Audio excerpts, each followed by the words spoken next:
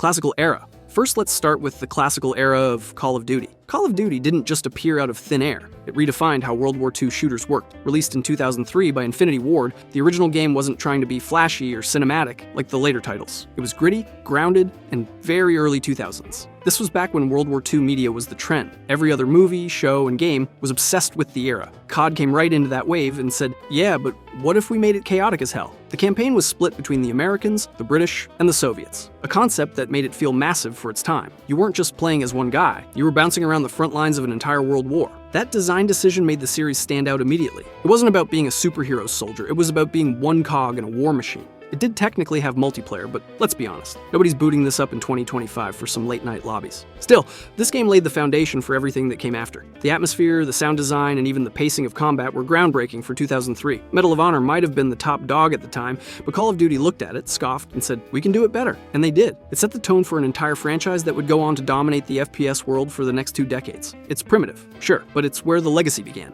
Call of Duty. United Offensive is technically an expansion pack, but calling it that undersells how much it actually added. Released in 2004 and developed by Grey Matter Interactive, this wasn't just more missions, it was practically a second game disguised as DLC. Back when expansions actually meant something and didn't just give you a gold camo and a recycled gun, critics and fans loved it. It wasn't just a bonus disc, it was a declaration that Call of Duty wasn't a one-hit wonder. This expansion solidified the franchise's place in the FPS scene. And it made sure everyone knew Infinity Ward and its partners weren't just chasing trends, they were setting them. United Offensive was the missing link between the old-school wargame formula and the future of COD chaos. It's clunky, sure, but it's also the first time the series started to feel like something bigger than just another World War II shooter. Call of Duty, Finest Hour, 2004. Call of Duty. Finest Hour is what happens when a franchise that started on PC decides to test the console waters, nearly drowns in the controller clunk. Released in 2004 and developed by Spark Unlimited, this was the first COD made specifically for consoles. PlayStation 2, Xbox, and yes, even the Nintendo GameCube. That's right, the GameCube got a Call of Duty before it ever got a proper online shooter. Wild Times. Finest Hour did something important. It proved that Call of Duty could survive outside of PCs. This was the franchise's first real step into the console market, and despite the clunkiness, it worked. The visuals were solid for the time, the sound design had real punch, and the atmosphere was surprisingly immersive once you stopped fighting the controls. It wasn't perfect, but it was crucial. Finest Hour planted the flag. Consoles were the future of Call of Duty. It's weird, it's janky, and it definitely hasn't aged gracefully, but it marked the beginning of COD's console empire. Without this one,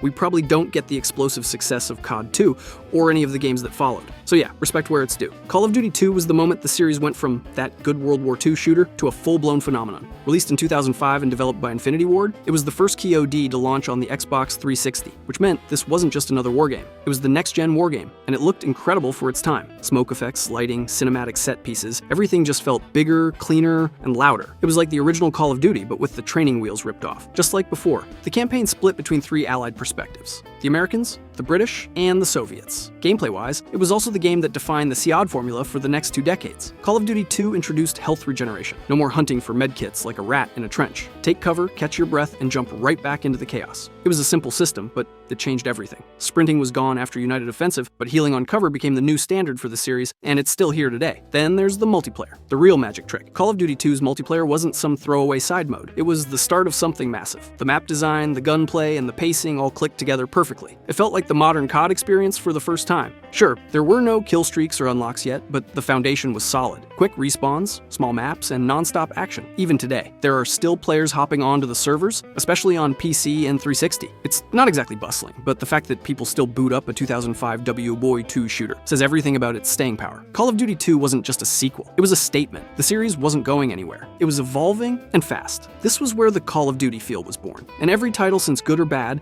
owes something to this game. It's the first one that really felt like Call of Duty. Call of Duty 2, Big Red One, 2005. Most people think Treyarch's first Call of Duty was World at War or maybe Call of Duty 3. Nope, their first rodeo was Call of Duty 2, Big Red One, released in 2005. And this one's a weird but fascinating part of the franchise's DNA. It's technically a spin-off of Call of Duty 2, built for the last-gen consoles like the PS2, Xbox, and GameCube, because not everyone had jumped to the shiny new Xbox 360 yet, so while COD 2 was flexing next-gen graphics and regenerating health, Treyarch was making sure the old consoles still had something to fight over. Instead of jumping between 3 armies like every COD up to that point, Big Red One focused on one squad, the US Army's 1st Infantry Division. Gameplay-wise, Big Red One wasn't rewriting the rulebook. It was just Call of Duty 2 scaled down for weaker hardware. The visuals took a hit, the missions were a bit more linear, and the pacing was slower. But honestly, it worked. For 2005, this was one of the best-looking and most cinematic shooters you could play on a PS2. Fans who grew up with it remember it fondly, and for good reason. It was the first Treyarch COD, the last COD to hit the GameCube, and a sneak peek into the studio that would later give us Black Ops and World at War. It may not be flashy or widely remembered, but Big Red 1 proved Treyarch could handle the franchise, and in hindsight,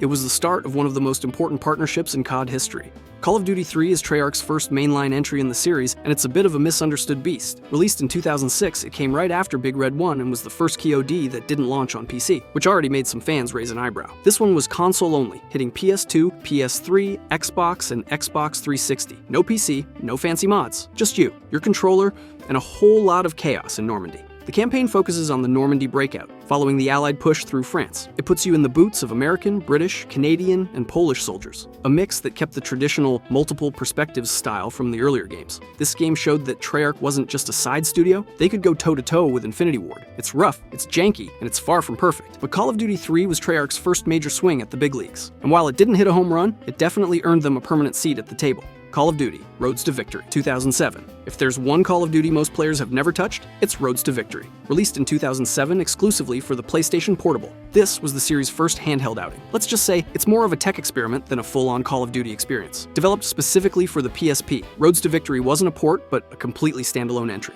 The campaign featured 3 different perspectives: the Americans, the British, and the Canadians, covering iconic W4 moments like Operation Market Garden. On paper, it sounds ambitious. In practice, it's a clunky handheld shooter with some of the strangest aim assist you'll ever see. The controls were a nightmare. Aiming with the PSP's single analog nub felt like trying to steer a tank with a D-pad, and without the hyper-aggressive aim assist system, the game would have been unplayable. But somehow they made it kind of work. And weirdly enough, Roads to Victory even had multiplayer, supporting up to 6 players via ad hoc connection. That's right, portable multiplayer COD in 2007. Sure, the game hasn't aged well, and most people have forgotten it even exists, but it laid the groundwork for later handheld COD projects like Black Ops, Declassified, and the eventual mobile games. It was awkward, limited, and kind of hilarious to play, but it proved one thing: Activision was ready to put Call of Duty anywhere they could fit it, even if it meant squishing it into a tiny PSP screen. Golden era now for the golden era of COD Call of Duty 4 Modern Warfare 2007. This is the moment the series changed forever. Call of Duty 4 Modern Warfare wasn't just a new entry, it was a complete revolution. Released in 2007 by Infinity Ward, it dragged the franchise out of the trenches of WO2 and into the modern day, kicking and screaming. Gone were the bolt actions and M1 Garands, now it was M4s, UAVs, and nukes. Whether you were running through the chaos of the Middle East as the US Marines or sneaking through Chernobyl as the British SAS, the campaign tied it all together into one tightly woven story. Custom loadouts, level progression, kill streaks. It's hard to describe how groundbreaking it was back then because it all feels normal now, but in 2007, this was mind-blowing. Getting a UAV at 3 kills, an airstrike at 5, and a helicopter at 7 made every life feel important. It created that feedback loop that would hook millions for years. It defined modern multiplayer gaming as we know it. Even now, after endless remakes and nostalgia bait reboots, the original still holds a special kind of magic. It's where everything started to click, where COD became more than a shooter. It became the shooter. Call of Duty, World at War, 2008. Just a year after Modern Warfare blew everyone's minds, Treyarch dragged us right back to World War II, and somehow made it even more brutal. Call of Duty. World at War dropped in 2008, and if Modern Warfare was cinematic and precise, World at War was pure chaos and blood. This wasn't the romanticized Greatest Generation kind of war game. This was horror. Limbs flying off, soldiers screaming, flamethrowers lighting up bunkers. It's the most gruesome and grounded WW2 COD ever made. The campaign split between 2 fronts, the Pacific Theater against the Japanese, and the Eastern Front with the Soviets against the Germans. Multiplayer, meanwhile, took the Modern Warfare framework and re-skinned it for WWO2. Same 3 kill streaks, recon plane, artillery, dogs, same progression system, but with gritty weapons and massive maps with tanks. It was familiar, but meaner, and it worked. But the real legacy here was zombies. What started as a bonus mode became a cultural phenomenon. World at War wasn't just a return to WW2, it was Treyarch finding its voice. Darker, gorier, and somehow more fun than it had any right to be. Call of Duty, Modern Warfare 2, 2009. If Modern Warfare defined the franchise, Modern Warfare 2 made it a global phenomenon. It released in 2009, this was COD's first true blockbuster and a cultural event. This wasn't just a video game release, it was the event of the year. Modern Warfare 2 took everything great about COD 4 and cranked it up to 11. Customizable kill streaks, pro perks, and some of the most broken setups ever put in a shooter. One-man army, danger close. Noob tubes, you know the pain. But that chaos was what made it so good. The maps were iconic. Terminal, high-rise, rust all burned into gaming history. It was unbalanced, it was ridiculous, and it was glorious. No one cared about balance, they cared about fun. And for the co-op players, Spec Ops mode was a nice touch. Bite-sized missions, perfect for 2 players, from stealth to full-on explosions. It wasn't zombies, but it had its own charm. Modern Warfare 2 wasn't just a game, it was a cultural moment, the peak of the COD craze. Everyone was talking about it. playing it, quoting it. It defined an era, and it's the reason Call of Duty became the juggernaut it still is today. Call of Duty Black Ops is where Treyarch stopped being the other studio and became a powerhouse. Released in 2010, this game didn't just continue the franchise, it reinvented it. This was espionage, Cold War paranoia, and brainwashing all wrapped into one tightly wound campaign that's still one of the best in series history. It introduced COD points, not the microtransaction kind, but an in-game currency you earned from matches and used to buy weapons, attachments, and even face paints. And then there were wager matches, where you could literally gamble your earnings in modes like Gun Game and One in the Chamber. It was chaotic, hilarious, and addictive. This was also the first game to add custom emblems, and let's be honest, that feature alone is responsible for half the inappropriate art on Xbox Live. It was pure freedom. And of course, zombies. Black Ops 1 cemented it as a core mode. It took the experimental fun of World at War and turned it into a full-blown mythology. The Easter eggs, the wonder weapons, the crew, it all started here. For a lot of players, Black Ops was their first Call of Duty, and that nostalgia still hits hard. It was dark, stylish, and unforgettable. Treyarch had officially found its identity, and the bar was set sky high. Silver era now. From the high of the golden era of COD, we move on to the Call of Duty, Modern Warfare 3, 2011. The end of an era, and what an ending it was. Modern Warfare 3 dropped in 2011 as the explosive finale to the original trilogy. Co-developed by Infinity Ward and Sledgehammer Games, it picked up right where MW2 left off, throwing you headfirst into all-out global warfare. The campaign is pure blockbuster energy. New York under siege, Europe in flames, and Task Force 141 chasing Makarov across continents. It's loud, cinematic, and unapologetically over the top. Multiplayer built on MW2's formula, but with more polish and balance. Gone were the game-breaking noob-tube setups. This was tighter, faster, and more refined. The return of Spec Ops was nice, but the real highlight was survival mode. Two-player chaos against endless waves of enemies, buy stations, and attack dogs with C4 strapped to them. It was ridiculous, but in the best way possible. Modern Warfare 3 wasn't trying to reinvent the wheel. It was the end of an era, and it knew it. It took everything great about COD's golden age and wrapped it up with a bow. The last Infinity Ward classic before the series took a sharp turn. Call of Duty Black Ops Declassified 2012. And then this happened, Black Ops Declassified, the forgotten child of the series. Released in 2012 for the PlayStation Vita, this was Sony's desperate attempt to bring real Call of Duty to handheld. Spoiler alert, it didn't work. This thing was a stripped-down, bare-minimum version of Black Ops. The campaign wasn't a story, it was just a bunch of disconnected missions you could beat in a few minutes. To its credit, Declassified did try to offer everything. Campaign, Hostiles mode, multiplayer. But the execution was rough. It's one of those cool idea, bad delivery games, and honestly, it's more of a trivia fact now than a real entry. Still, it's an interesting relic. Proof that Activision would literally try to put Call of Duty on anything with a screen.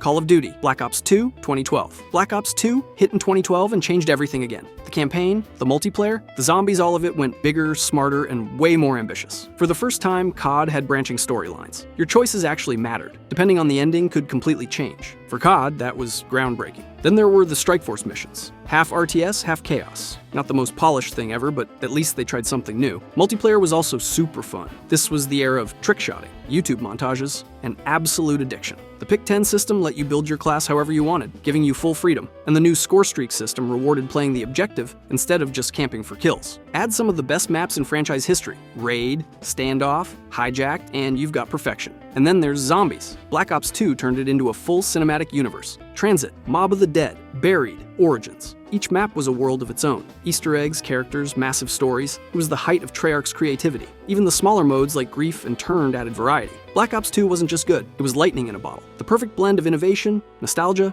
and chaos. Ask anyone what their favorite COD is, and 9 times out of 10, this is the one. It's the game that defined a generation. Loot box era. Finally, we come to bane of modern Call of Duty loot boxes Call of Duty, Ghosts 2013. After the highs of Black Ops 2, Call of Duty. Ghosts hit in 2013 like a wet paper bag. The hype was unreal. The execution wasn't. On paper, it sounded great. A new story, a new engine, new-gen hardware. In reality, it was a confused mess. Multiplayer was worse. The maps were way too big for COD's traditional pacing. The spawns were all over the place, and the new perks and killstreak systems fell off. Satcoms replaced UAVs, IEDs replaced claymores, and everyone camped like their lives depended on it. The time to kill was lightning fast, which only made it worse. And then there was Extinction Mode, COD's first attempt to replace zombies with alien horde missions. It sounded cool, but it got old fast. You protected a drill, fought the same bugs, and couldn't even pause offline. It was ambitious, but it lacked the fun or depth that Treyarch brought to their co-op modes. Ghosts isn't the worst COD ever made, but it's definitely the first major misstep after years of dominance. It sold like crazy because of brand momentum, but the cracks were showing. COD wasn't invincible anymore, and Ghosts proved it. Jetpack era. Now, we move on to the future with Call of Duty. Advanced Warfare 2014. By 2014, the franchise needed a reboot, and Advanced Warfare was that reboot. Sledgehammer Games stepped up to the plate with their first solo COD entry, and they went full sci-fi. Exosuits, drones, laser rifles. This was Call of Duty if Michael Bay directed Titanfall. Gameplay, though, was a full-on overhaul. The exosuit introduced double jumps, boosts, and dodges total vertical chaos. It completely changed how COD felt. Traditional boots on ground gameplay was gone. This was faster, twitchier, and 10 times more chaotic. For better or worse, it worked. Multiplayer was divisive, but innovative. The boost mechanics made gunfights wild and maps were designed around vertical movement. It was a skill gap nightmare for casuals and heaven for sweats. Pick 13 replaced Pick 10, giving even more customization, and supply drops introduced random loot, a feature that would haunt the franchise for years. Then there was Exozombies, Treyarch's concept with Sledgehammer's twist. It had its fans, but it never hit the same level. The novelty was there, but the heart wasn't. Still, Advanced Warfare deserves credit. It broke the mold. It proved COD could evolve, even if not everyone liked the direction. It was loud, flashy, and ridiculous, but at least it was different. Call of Duty, Black Ops 3, 2015. If Advanced Warfare flirted with the future, Black Ops 3 went on a full honeymoon with it. Released in 2015, this was Treyarch's jump into full sci-fi territory: cybernetic soldiers, brain chips, and combat implants. It's as absurd as it sounds, but man, it's entertaining. Zombies in Black Ops 3 was peak insanity. It wasn't just a mode anymore, it was an institution. It was pure Treyarch genius, and it's still one of the most beloved zombies experiences ever made. Multiplayer was the most refined jetpack era yet. Boost slides, wall running, specialist characters with unique abilities. It felt fast and fluid. The competitive scene loved it. Casual players either adored it or rage quit after one wall run death. The customization was deep, and the weapon balance surprisingly wasn't terrible. The only problem was supply drops. The microtransactions hit full swing here, locking some of the best weapons behind RNG loot boxes. It was peak 2010s monetization greed, but the game itself was so good, most people tolerated it. Black Ops 3 marked the peak of futuristic COD. It was stylish, over the top, and unapologetically weird, and for many fans, it was the last truly great COD before the franchise started losing itself. Call of Duty, Infinite Warfare, 2016. If Black Ops 3 was futuristic, Infinite Warfare said, "You thought that was the future?" Hold my Zero Gravity beer. Released in 2016 by Infinity Ward, this game officially sent Call of Duty into space. Literally. Jetpacks, spaceships, laser guns, the whole 9 yards. COD was no longer just modern or near future, it was interplanetary warfare. And to be fair, the campaign is criminally underrated. But jetpack fatigue had hit its peak. People wanted boots on the ground, not moon boots in orbit. The infamous reveal trailer became the most disliked gaming trailer in YouTube history, which tells you all you need to know. The multiplayer didn't help. It felt like Black Ops 3 reskinned the same boost jumps, same specialists, same chaos, but somehow less fun. The time to kill was brutal, and the maps felt soulless. The one saving grace. The gunplay was buttery smooth, and weapon balancing was solid, but it wasn't enough. Zombies, though, that was a surprise hit. Zombies in Spaceland was an 80s neon fever dream, complete with David Hasselhoff as a DJ. It was goofy and self-aware in the best way. Later maps like Rave in the Redwoods and Attack of the Radioactive Thing leaned even harder into absurdity, making it one of the most unique zombies experiences ever.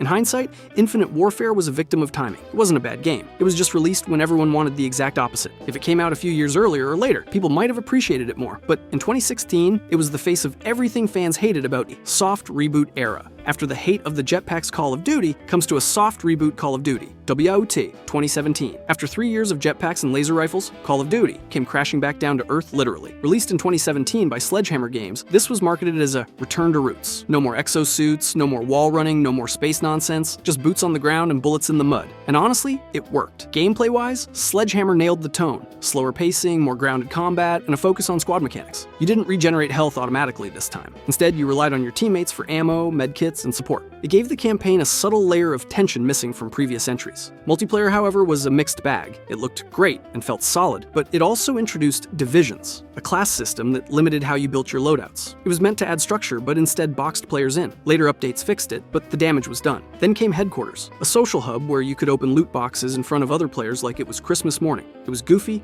unnecessary, and perfectly emblematic of Activision's obsession with monetization at the time. Zombies made a return too darker, creepier, and way more horror-focused. The Final Reich was a standout map with a mix of puzzles and gore straight out of a nightmare. Grau didn't revolutionize the franchise, but it did what it needed to do. Remind everyone why they fell in love with COD in the first place. After years of high-tech chaos, this was a welcome reset. Call of Duty, Black Ops 4, 2018. Black Ops 4 is the game that broke tradition for better or worse. Released in 2018, Treyarch decided that campaigns were overrated. No single-player story this time, just multiplayer, zombies, and a shiny new Battle Royale mode. It was bold, controversial, and completely divisive. The campaign's absence hit hard, but credit where it's due. Black Ops 4's multiplayer was tight. The time to kill was slower, healing became manual, and specialists added tactical depth. It was more team-based and methodical than the twitchy chaos of previous entries. Weapon handling was crisp, map design was strong, and the gunfights actually rewarded awareness instead of pure reflexes. Then came Blackout, Call of Duty's first crack at the Battle Royale craze. And honestly, it was good. Massive map, classic locations from past games, helicopters, zombies, it was everything fans wanted from a COD BR. It just couldn't compete with Fortnite or PUBG's cultural chokehold. Still, for a first attempt, Blackout walked so Warzone could later sprint. Zombies, on the other hand, was ambitious but messy. It launched with 4 full maps: 9, Voyage of Despair, Blood of the Dead, and Classified. But the storytelling was so bloated and confusing that even hardcore fans needed a flowchart. It was Treyarch trying to do too much at once. Black Ops 4 was experimental, brave, and undeniably flawed. It marked the beginning of COD's shift toward live service, where updates and seasonal events mattered more than the base game. Some loved it, others hated it, but it paved the way for everything that came next. Full reboot era. After that soft reboot, COD comes to a full reboot Call of Duty. Modern Warfare, 2019. After years of sci-fi suits and battle royale hype, Infinity Ward returned with Modern Warfare 2019, a full reboot of the franchise's most iconic subseries. This wasn't a sequel, it was a rebirth from the opening mission. Modern Warfare 2019 hits different. It's gritty, grounded, and cinematic in a way no COD had been for years. New engine, new lighting, new sound, it felt real. Even the animations had weight. Shooting someone in this game doesn't feel like arcade chaos, it feels visceral. Multiplayer, meanwhile, was a fresh start. Slower pacing, realistic map design, and a more tactical feel. Gone were the 3-lane arenas. Now it was doors, angles, and campers in every window. Some loved it, others despised it, but you can't deny it changed the rhythm of COD. Gunsmith also debuted here, letting players customize weapons down to the screw. It was deep, addictive, and instantly iconic. Then came Warzone in 2020, a free-to-play battle royale built on Modern Warfare's engine. Massive map, seamless gunplay, and that legendary Gulag system. It was the COD formula perfected for the BR genre. Within months, Warzone became a cultural phenomenon, bringing millions of players who'd never even touched COD before. Modern Warfare 2019 was more than a reboot. It was a statement, a reminder that COD could still be cinematic, innovative, and brutally realistic all at once. It revitalized the franchise and set the tone for the next generation of games. Call of Duty, Black Ops Cold War. After the gritty realism of Modern Warfare, 2019, Black Ops Cold War was a return to Treyarch's brand of stylish espionage and paranoia. The coolest part was choice. You could pick dialogue options, customize Bell's background, and even choose between multiple endings. A first for COD since Black Ops 2. That replayability made it stand out. Multiplayer, though, was a mixed experience. It looked and played great on paper, but constant integration with Warzone made it feel inconsistent. Still, Cold War had some banger maps. Moscow, Satellite, Raid, pure nostalgia fuel. The gunplay was smoother than Black Ops 4, and the progression system tied neatly into the cross-game ecosystem. Zombies came roaring back, a fresh universe with new characters, lore, and power-ups. Treyarch managed to modernize zombies without losing its soul, and it worked. Cold War wasn't revolutionary, but it was reliable. It brought Treyarch's narrative edge back into focus, leaned into player choice, and served as a solid middle ground between the realism of Modern Warfare and the chaos of Black Ops. It wasn't perfect, but it was Treyarch being Treyarch. Smart, stylish, and slightly insane.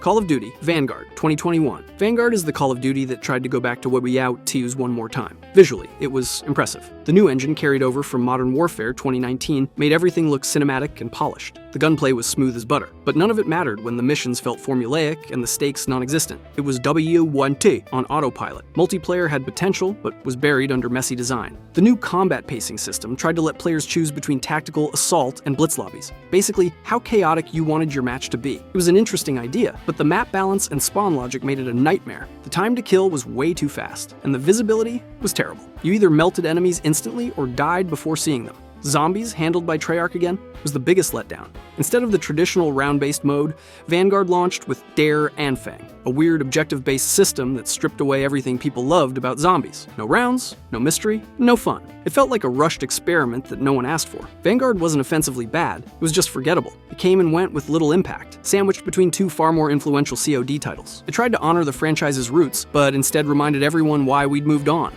Call of Duty, Modern Warfare 2022, was the sequel to the 2019 reboot, which confused half the internet, and probably the marketing department too. Released by Infinity Ward, it carried massive expectations. Modern Warfare 2019 revived the franchise. The gunplay was crisp. The Gunsmith 2.0 system added even deeper customization, and maps like Farm 18 and Crown Raceway became instant favorites. It also introduced DMZ, a new extraction-style mode blending PvP and PvE, somewhere between Warzone and Escape from Tarkov. It was experimental, but surprisingly addicting. Then came Warzone 2.0, bigger, cleaner, more tactical. But it lost some of the chaos and fun that made the original Warzone so iconic. Slower pacing, armor plates, proximity chat. It had potential, but felt sanitized. Infinity Ward tried to refine the formula when fans just wanted to blow each other up in Verdansk again. Modern Warfare The Season 2, 2022, looked and played like a masterpiece, but it was also the start of COD's live service fatigue. Tons of updates, weapon integrations, and constant crossovers turned it into content overload. Still, it was a solid continuation that proved the reboot timeline had real staying power. Call of Duty Modern Warfare 3. By 2023, the cracks were starting to show. Modern Warfare 3, developed primarily by Sledgehammer Games. It was supposed to be an expansion to MW2I, but Activision turned it into a full-priced game, and the community noticed. Multiplayer, on the other hand, was nostalgia overload. Every launch map was a remastered version of the originals from Modern Warfare 2, 2009. The movement was faster, the gunplay tighter, and the time to kill brutal. It felt good, but it also felt recycled. Zombies made its first appearance in a Modern Warfare title, an open-world version of the mode set in Warzone's large maps. It was interesting, but it lacked the soul and progression that made traditional zombies great. You looted, fought waves, and extracted fun in short bursts, but empty long-term. Modern Warfare 3, 2023 wasn't a complete disaster, but it was undeniably rushed. It played fine, looked fine, but it didn't feel like a new game. Fans saw through the rebranding, calling it MWI.5, and they weren't wrong. It was the definition of safe. Mechanically sound, but creatively empty. Still, it sold millions. Because it's Call of Duty. Call of Duty Black Ops 6, 2024.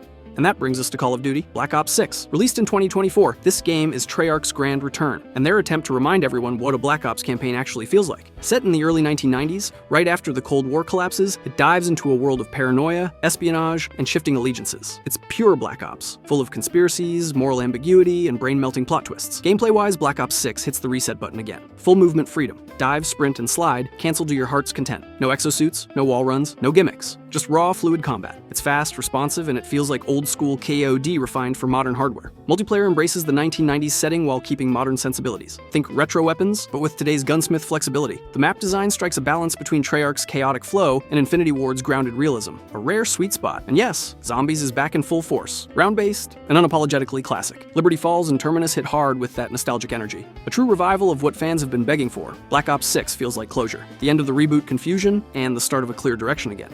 Call of Duty Black Ops 7, 2025. Treyarch's Call of Duty Black Ops 7 is scheduled for release November 14th, 2025. The game was announced June 8, 2025 and ran a public beta, Early Access OCT 2 of 5, Open Beta OC 5.9.